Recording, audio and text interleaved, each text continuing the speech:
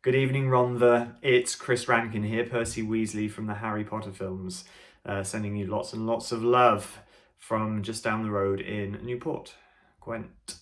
I thought I would read you one of my favourite poems when I was a child, The Jabberwocky by Lewis Carroll. My dad used to read this to me at bedtime, which may explain some of the weird dreams I used to have as a child. Anyway, here we go.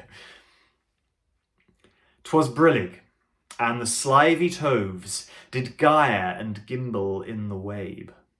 All mimsy were the borogroves, and the mome raths outgrabe.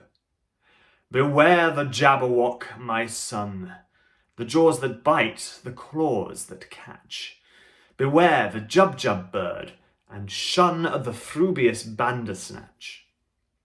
He took his vorpal sword in hand, long